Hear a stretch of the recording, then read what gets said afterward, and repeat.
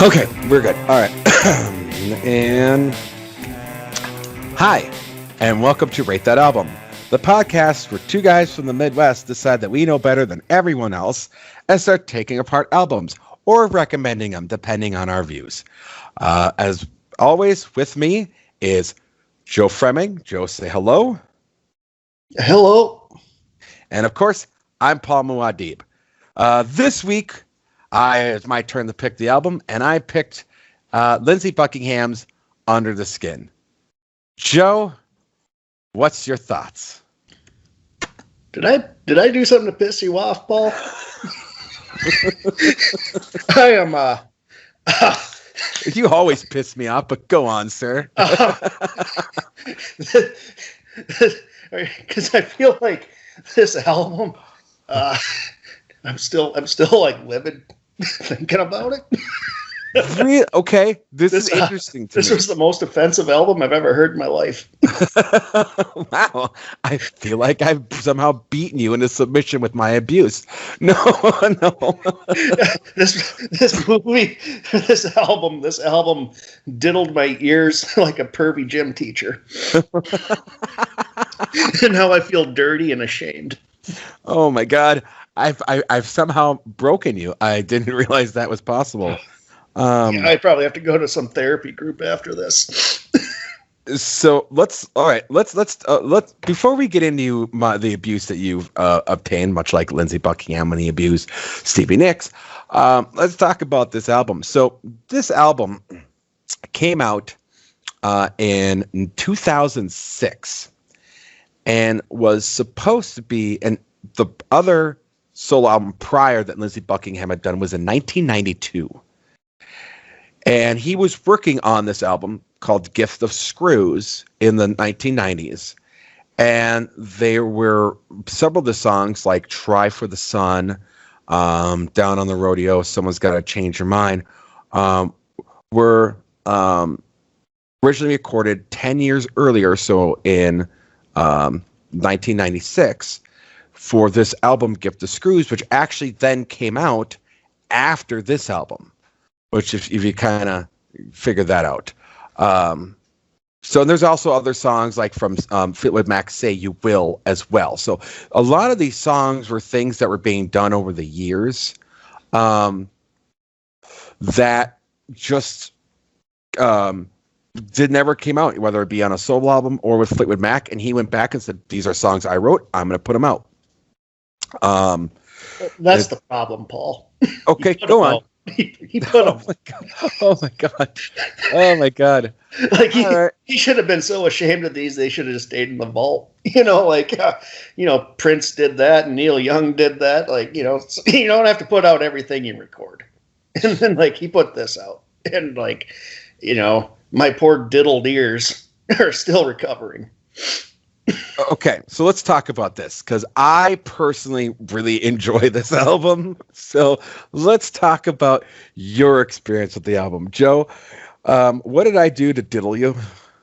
And show me on the doll where I did it. I was like, okay, so I like some Fleetwood Mac. Mm-hmm. And but they're not my favorite. And I was going in this with an open mind. I'm like, yeah, because I like some of his guitar playing.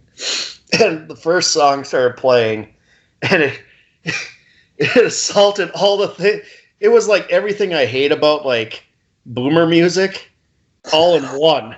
It was like the whitest album I've ever heard. That I felt like it was like a combination of a soundtrack to being in a Barnes and Noble on a Carnival cruise with a bunch of 50-year-olds. Well, there's a version that's sold exclusively through Barnes and Noble that features a live version of Say Goodbye with Stevie Nicks as a bonus track.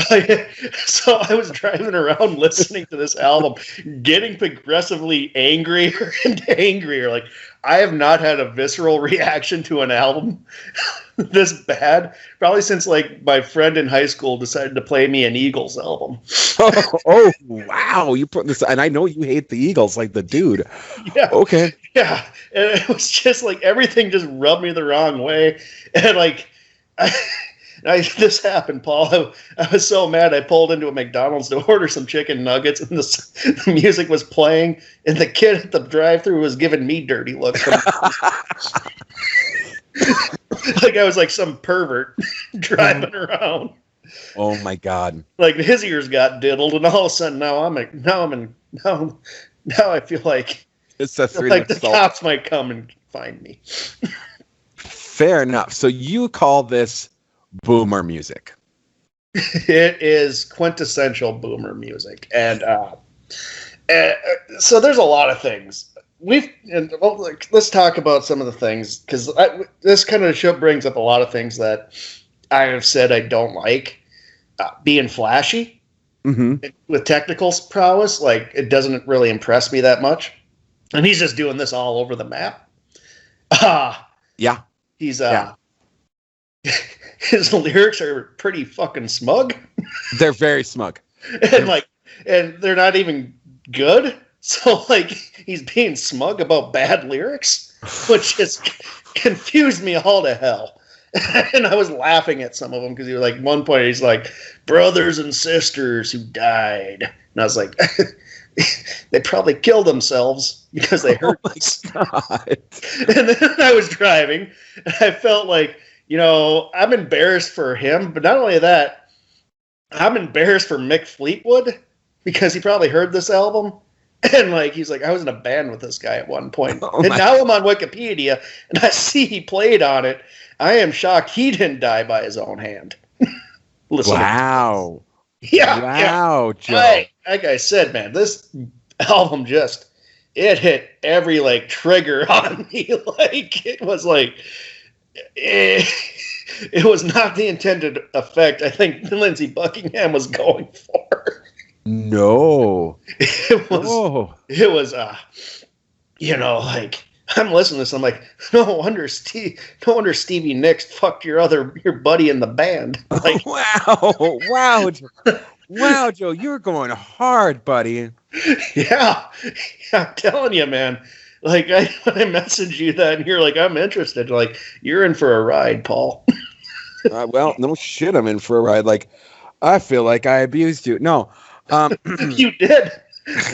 I think I need a restraining order against you. This might be the final Rate That album. So just now I gotta say I will agree with you. This album is incredibly white, right?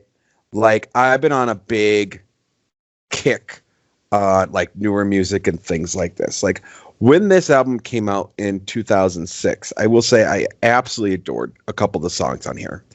My favorite is actually Trying for the Sun, which is originally a Donovan song. And I Am Waiting, which is originally a Mick Jagger and Keith Richards song. There are some things in here. Shut Us Down I really enjoy, and actually that was one of the songs that he was in the time was going on with a full band, so it wasn't this particular version of it. And that's the thing that I think is different. Like when you look at live versions of these songs, there's a band behind it. I wish we would have gotten, like when I heard the Shut It Down version, I think it was on the Ellen Show in 2006. It was really different. It was really good, and I still like the version that's in here, but it's definitely missing some things. I mean, this is predominantly him on a guitar with a lot of vocal loops, and a very little percussion. And so there, I'll say there's always like one element I'll try to say good about an album, and like it's the one that sounds like it's like a live song. Is that Someone's Got to Change Your Mind? Mm-hmm. And I like that because he's actually showing his strength as a vocalist. Like another thing that was really pissing me off, I'm like, why are you whispering? Like, are you embarrassed by your lyrics? And then like that you have to whisper them? And then I'm listening to the lyrics. I'm like, yeah, I'd be embarrassed to be singing these two.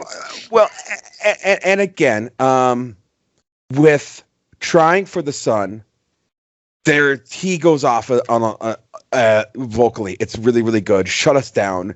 He does some great vocals on that. But yeah, there is this hushed element to it. This is, I would say, the type of album that like I could see a smug family sitting down after having dinner as a family, and then the dad makes after dinner coffee and puts on an album where everyone goes to the other room and they all sit and it's very white. I totally get that. I appreciate it because I am a big I base a lot of my guitar playing off of Lindsey Buckingham. I don't play with a pick because of Lindsey Buckingham. So I appreciate the techniques and things like that, and I really, this was more of a learning album for me in terms of technique. So yes, it's a very technique album. I think the guitar work is, you can't deny that the guitar work is really pretty and the effects on the guitars. Yeah, I mean, it's technically, I can appreciate it, but it does absolutely nothing for me. And we talked about that during the Gilmer album. Yep. That it's like, yeah, you can be just technically perfect, but 99% of the time I'll just find it boring. And then I was driving, and this was the real topper, Paul, the Flying Down to Juniper. I'm like, this is a Copacabana song. Like, he's just like, he knows he's pissing me off at this point. So Flying Down Juniper, there was something about that song that I will say, I think that is probably the weakest song on the album to me. That's his Vegas song. That's like he goes and sings that with Barry Manilow. Yeah, and it also sounds suspiciously like I Am Waiting. And I don't know if that was unintentional or what, but I'm like, God, I feel like I heard this song already once, like the way the vocals is and the way the chord were, and I'm like, this feels like a song I just heard a couple things ago, a couple tracks ago. So yeah, I think that's probably one of, the weakest song to me on that album. Yeah, well, I mean, there's only one song I enjoy, so that was egregious though. I felt like, oh my God, I'm surprised it wasn't a Barry Manilow song. I was hopping mad ball. Yeah, this just assaulted. It hit every fiber of my being, and I was having a good day. Like, this is like the day after my 40th birthday. I had a great time in this, down in the cities, and I popped this on, and I was musically raped, man. Like, holy fuck! Wow, buddy. Like, I didn't. You beat me like Negan with a bat in The Walking Dead with this. Wow, I don't have any. Now again, I'm listening to this 14 years later, right? And it has I enjoy it, but it's not something like this is not something where I do have some of these tracks on my playlist. I do have Shut Us Down. I do have Trying for the Sun. I do have Someone's Got to Change Your Mind. On some on my overall playlist. There is some really good here, but at the same time, when it came out, I think I was also, and I'll totally admit, I was enamored at the fact that Lindsey Buckingham's putting out a solo album after 14 fucking years, and I don't hate it as much as you. Like, this to me is like a if I'm just sitting around, like, it's fucking whatever, and I just need something chill because I've had just a really fucking stressful day, and I just need something to kind of wind me down. I like this album, so fuck you.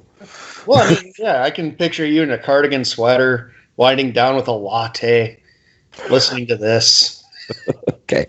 Reading poetry by like some guy from the 80s. Okay. First of all, just because I wore cardigans in high school doesn't mean I stopped wearing them. Yeah, and so I have like a. I'm a sweater vest guy, sir. Just like with Lindsey Buckingham, like I've said, like I appreciate. He has some stuff I like, but another thing, like when I was in high school, my friend Joe, you remember Joe? I do remember Joe. Yeah, he bought the dance, the live. Yeah. The live Fleetwood Mac thing, and he just beat that to hell on me. Mm-hmm. And he was aggressive, like, you gotta like this guitarist. I'm like, he's okay, like, it's not my thing. And he'd just get more and more angry because I was not a huge fan. He did that with like a few things. He did that with the Fleetwood Mac.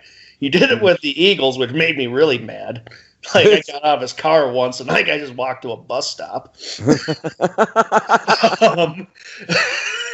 He did it with what was God? It's escaping me, but it was just like a lot of like these like 70s bands like coming back, and he was just like, he liked the technical stuff, and like, he's all about Joe Satriani and Steve Vai. I'm like, I can't, like I can listen to a song. But, like, he'd be playing the whole thing, and I would just, I'd have to leave. Like, no, I can't. And, like, it was like, he was so aggressive with the Fleetwood Mac stuff. Like, for the longest time, I hated Fleetwood Mac because I just had these horrific memories of him. Like, no, you gotta listen to the solo, and he'd be fast-forwarding. I'm like, let me hear the song. Like, oh, my God, yes, I know people like that. Our buddy Ken. Our mutual, you remember Ken? Yeah. Ken would do the same thing to me. Yeah.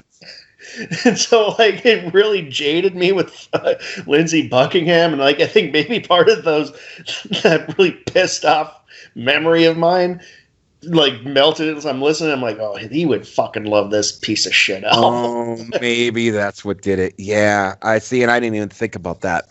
Well, but it was like, but it wasn't just that. And he'd do that with like, God, he did it with Foghat and Grand Funk Railroad. And I'm like, what the fuck is wrong with you? He listened to Foghat. And yeah, he was like, listen, man, the whole guitar solo for Fool in the City. I'm like, man, like, I don't know who you are anymore. Wow, I never, of knowing him, I never would have thought that he listened to Foghat and Grand Funk Railroad. We got to a point where, like, me and our friend Matt, we would be in the car and like we'd be like, just please quit playing Grand Funk Railroad. like it's so like I got really jaded with a lot of these like 70s rock bands that are like, I got so. And then again, it's also like music. It's not my thing. Yeah. Too. So that's a lot of like that was a lot of them. Like again with like Fleetwood Mac, there's a lot of I think he does well, and I like Go Your Own Way. I think he does a great vocal on that and like playing. And I like when his vocals are a little more strong. But god damn, man, he's whispering and fucking doodling around and fucking diddling my ears and like a pervy gym teacher. Yeah, I will say, knowing that this is an album of like outtakes and other songs and things like that, I think diddling is a really appropriate word here, and doodling, because I do feel like these were just, he was sitting around and was like, I'm going to put out some stuff, and went back and kind of did these songs and didn't really know where to go, so he just finished them up. Now, I happen to enjoy a lot of them. There are ones that I don't like at all. I'm not a huge fan of Down on Rodeo. Flying Down Jupiter is not that great. I also feel that the order of this album does it no good. Is it Down on Rodeo or is it Down on Rodeo? Whatever. Because if it's Rodeo, then I'm even more angry because that's like a rich neighborhood in California. And I'm now I'm blind with rage. I don't think I can see. Holy fuck! My eyes are twitching. Dear Lord. Maybe it's Down on Rodeo. My blood pressure's through the roof, Paul. Oh God! He's down and out in Beverly Hills, baby. Oh my God! Take your heart med. Take your heart med. I'm walking down to the bar after this. Like I can't. I can't calm down. There's no winding down from this. Oh my. You're killing me, Paul. Which is hilarious because this is like the most metal album ever. It was so just offensive driving you to such rage. And I loved it because I messaged you, and I'm sincere. It was highly offensive to me, and just because it's just like it's 100% music like I'm just not into and in my wheelhouse, and it just kept going. And it was unrelenting, and then assaulting all my senses like a Zack Snyder movie, and like a Zack Snyder movie in a bad way. So I'm gonna tell our audience this is literally the conversations that we had about this. So on your birthday, I said happy birthday, pig fucker, and then I liked it. I gave you a little smiley face. Yep. And then next thing I get from you is, Paul, this is the most offensive album I've ever heard. Followed by me with 4 question marks and going, the fuck you mean? And then you going, we have a lot to discuss with this album. And then me going, oh boy. Yeah. I don't think I was not expecting this reaction to the album, and I am pretty sure you weren't expecting this reaction. No. But that's why music's so subjective. You just never know how something's gonna hit somebody. No. Yeah, music is very subjective, and so no, I did not realize you were gonna hit this. So, yeah, for me, for someone who enjoyed the album, Not Too Late is not a good song to open an album with, in my opinion. When I first played it, my wife was like, "What is this? This is weird," and I was like, "Yeah, it's it's not I Am Waiting. Fly Down Juniper is very much under the skin. It's like Under the Skin take B, which I really enjoy the song Under the Skin. I think it's talking about Not Too Late with his noodles. You can't just jump to a different song. It starts with them noodling, and like I get it, man. You can pick really well. Like, can you make something like not making me want to like drive into oncoming traffic with it? Because that's nice. No, the order. I will say I think the order of the album is not. There's no flow. There is no flow from one song to the next. So I think that's very jarring. When I listened to his picking too, like, and I told this to you when you picked this, and you showed me some clips of him playing "Here Comes the Sun." I was like, he should make like a bluegrass album for how he picks. That would be phenomenal. Mm-hmm. And he's got a good voice, but he's like, "Hey, I'm in California and I'm wearing a button-down shirt, showing off my chest hairs." And I'm gonna noodle around and sing the most contrived lyrics you can ever imagine. Like, I think he's at his best when he's pissed off, like on Rumors. Like, he came out of the gate angry. Yes. No, and it is amazing because he really does have an amazing rock voice. Like, when he is in rock mode, he is great. Yeah, I mean, Go Your Own Way is really good. Even Big Love, which he does solo on himself, is fucking fantastic. His vocals on it. And I like he does more weird stuff too, like Tusk. I think there's a lot of good stuff on Tusk because of how bizarre it kind of comes together. That's probably my favorite Fleetwood Mac album. Yeah, because it's so different. It's like it's not like whatever. And then this album, man, there's weird stuff in this album. Like, I know, but he did it so wrong. It made me more mad. Well, and that's he's trying to do like this weird psychedelic things at moments, and I'm like, man, you need a punch in the dick. Well, there is some really interesting things he does because he does. Like all these weird vocal things. There's some, and it's and the percussion things that he's doing is very unusual. I mean, he besides track 9 and 10, he was the guitarist, bass, keyboards, percussion, and vocals on every one of those songs. So everything you hear him doing is him. So again, it's impressive, but I can see your point on this is very smug. Like, okay, you can do all these things, but can you put it together in a cohesive album? Yeah, and that was another thing, because it's not cohesive. It's not cohesive. And that was another thing that was confusing me too, because it doesn't run together very well.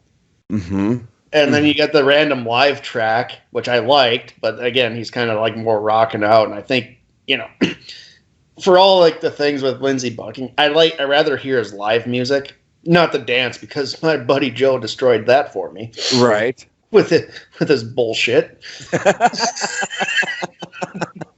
Man, you gotta hear the solo in Gold Dust Woman. Like, let's just get to it naturally, man. God damn it. Yeah. That is a good solo, but that's besides the point.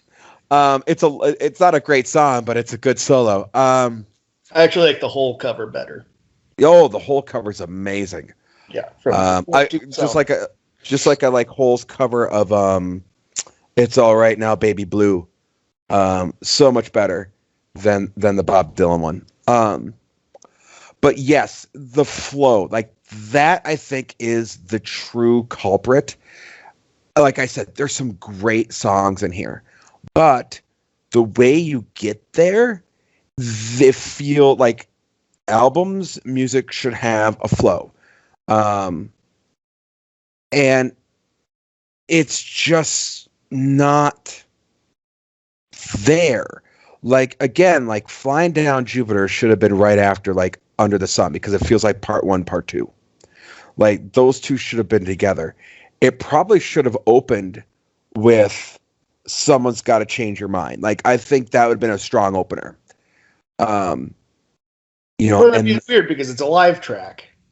If you did a studio version and opened it, then that might be, because that's a stronger song. It's probably, like I said, it's the only one on the album I liked, and it's buried down toward the end. Yeah, it's buried down towards the end, and there's a lot of filler in here I would have cut. There is a follow-up to this one, which is Gift of Screws. I mean, it is a little different. It does feature more members of Fleetwood Mac in it. Like, again, it should have just been a Fleetwood Mac album, because it's got, it's got other people in it. So, well, I mean, that's the thing with Fleetwood Mac. It's got to be the songs have got to be better than what a lot of these are. Like, that's the thing. And like, I hear like.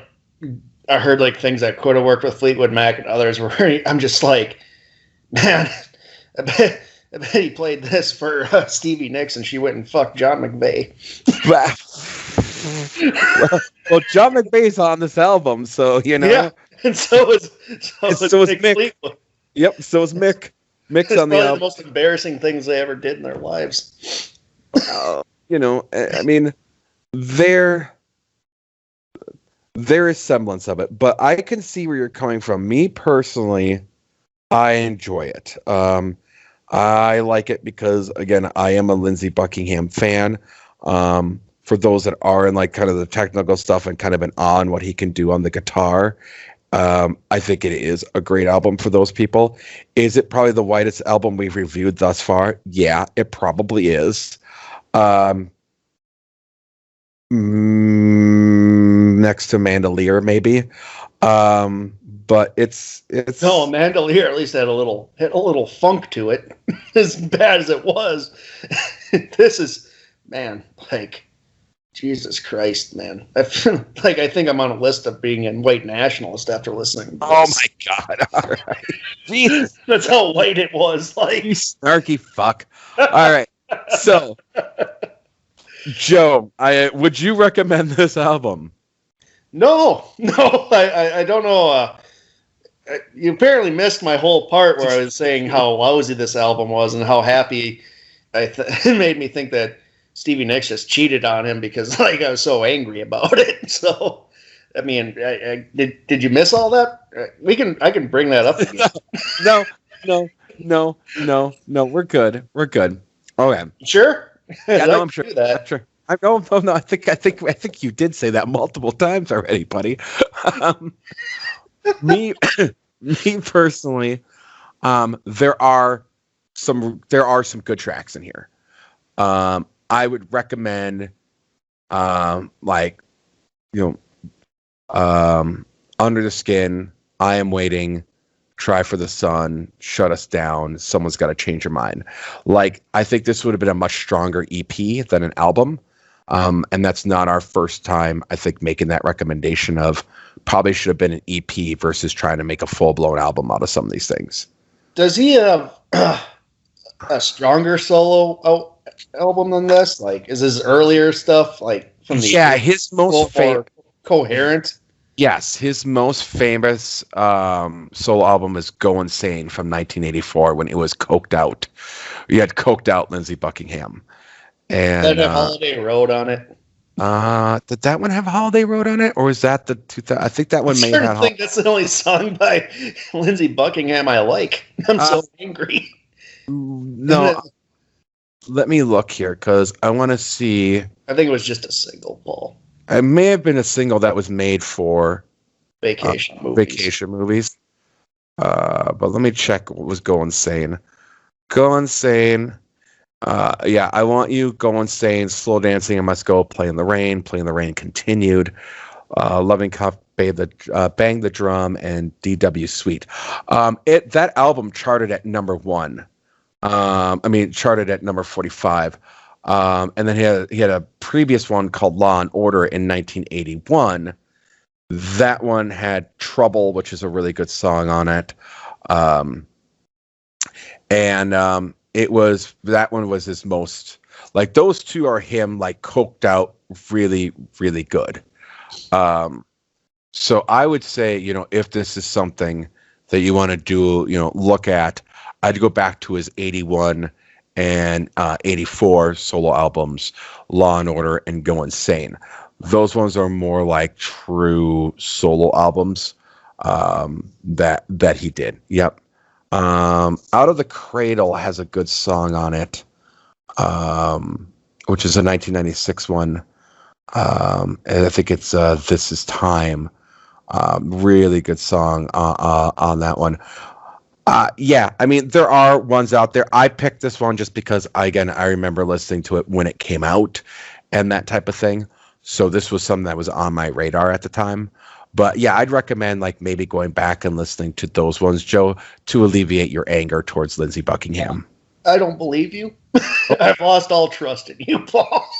That's fair. You have shattered my trust in you with this. Yeah, that's fair. That's fair. He also did a live version of a lot of these songs, which is called One Man Show, where it's live versions of these things. So maybe you might enjoy that a little better. Yeah, I like his live playing a lot. Yeah. More than I think is stupid. Even with I won't listen to the dance because, I'm traumatized by that whole experience. But they have like a couple earlier ones from the 80s, like Fleetwood Mac live stuff that I listen to. I'm like, this is good. I can listen to this. He has another live album from 2008 called Live at the Bass Performance, and it's very strong. Very strong. Like, yeah, this is one of those bands, and I can get behind that. That sounds better live. Like, this is one of those people that sounds better live than they do in the studio. Because he doesn't do a lot of that goofy whispering shit when he's doing it live, and he doesn't have all those different voice mixes on it. It plays more like what you would expect. So, in my opinion, yeah, I would say there's tracks on here to check out and listen to, but it's maybe like 5-6 songs instead of the full 12 songs. Like half the album's good.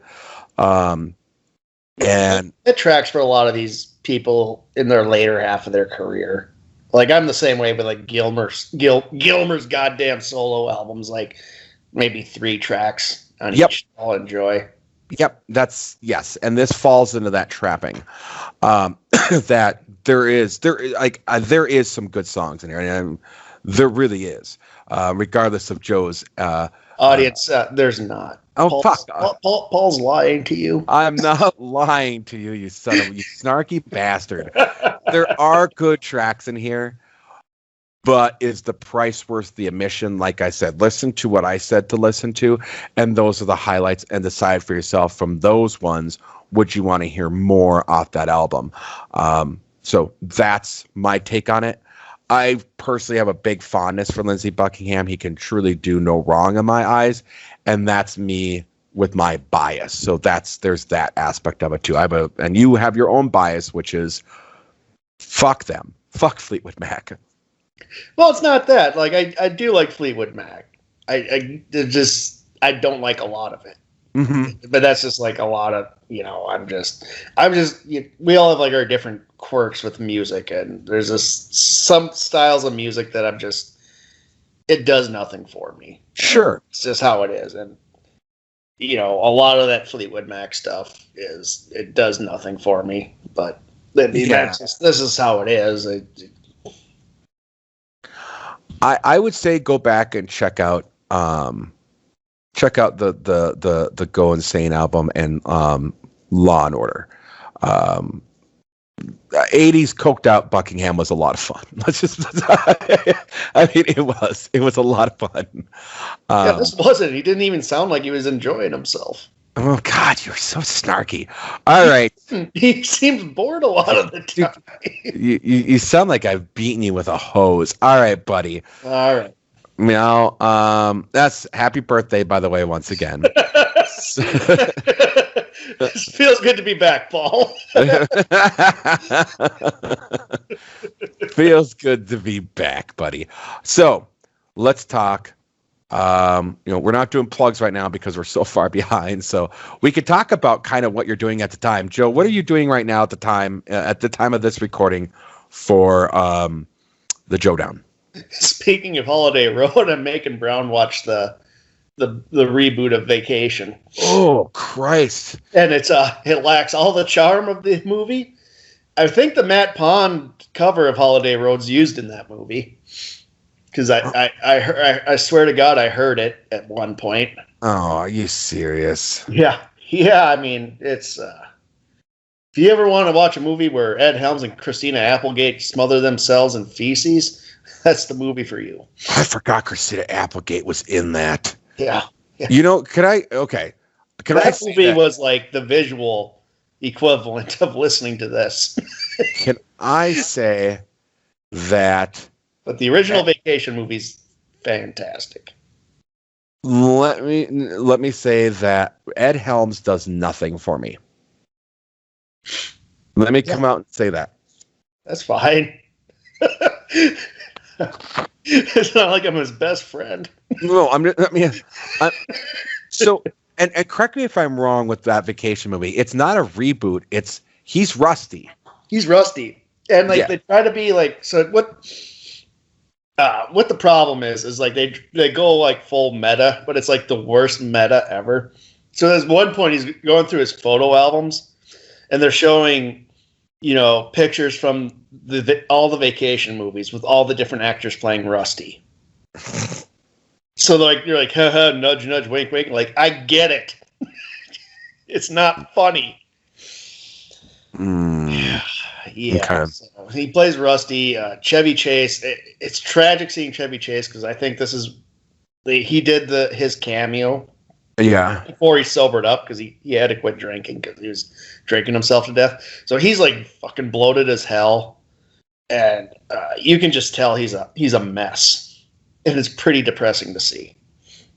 And it's Beverly Angelo. She's always going to be good. I can't think of anything she's done movies I don't like, but my complaint was never her. Okay, I'm looking at the Matt Pond PA version is in the movie.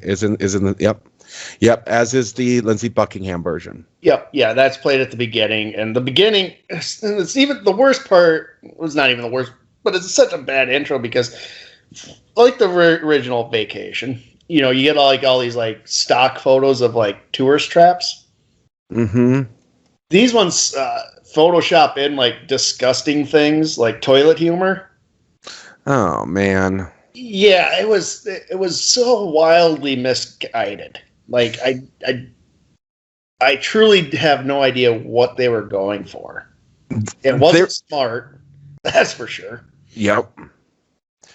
There was a time where anything that National Lampoons did, I would watch, right?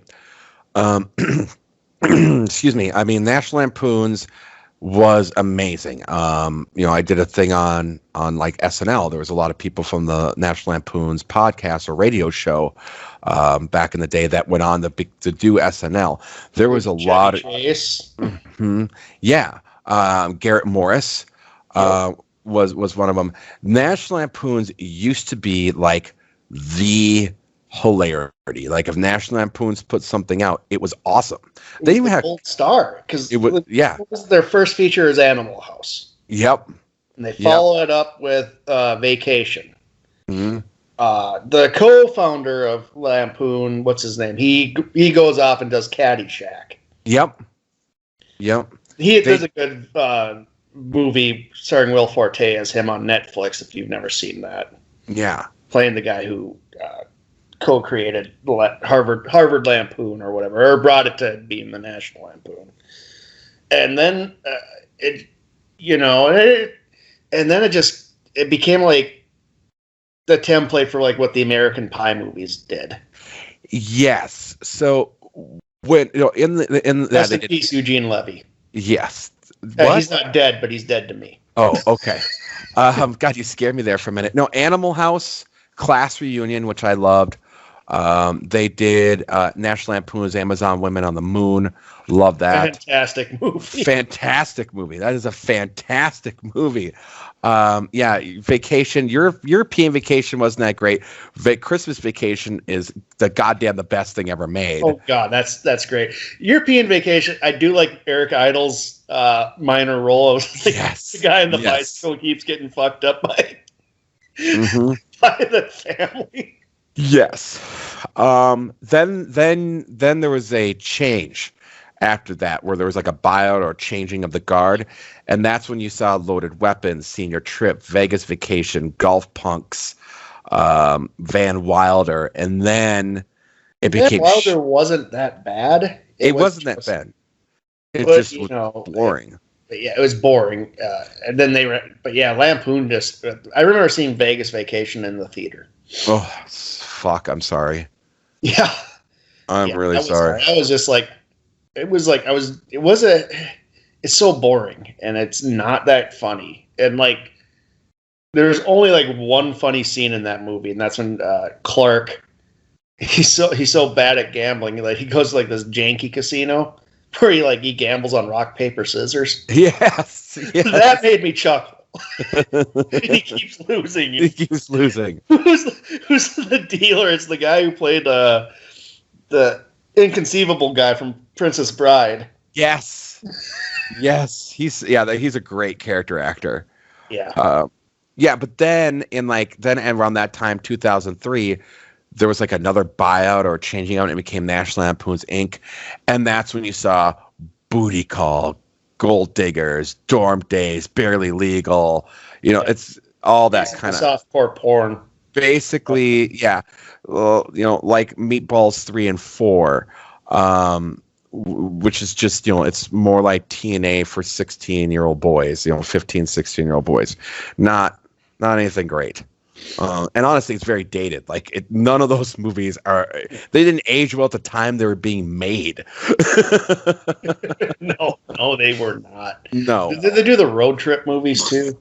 No, they did not. Oh God. Nope. They didn't do the road trip movies. No, thank God. But it wasn't good. It was not good. They did Christmas Vacation 2, dude. That National Randy Quaid. Yeah, Randy Quaid. Was Clint Howard in that? I believe Clint Howard was in that, actually. I just swung for the fences on that. I think Clint Howard had a cameo in that movie. Ed Asner had a cameo in that movie. Fred Willard was in that movie. Eric Idle came back again. So, yeah, I mean, Jesus Christ. That was a bad movie. That reboot, or soft reboot, I guess is what you would call it. It was bad, but we'll be reviewing that. Brown's never seen the original Vacation movie. Wow. So he's in for a wild ride of meta humor he's not going to pick up on. Wow. Yeah, that's going to be totally lost on him. Yeah, I'm looking forward to that. What do you have going on, Paul? This right now still.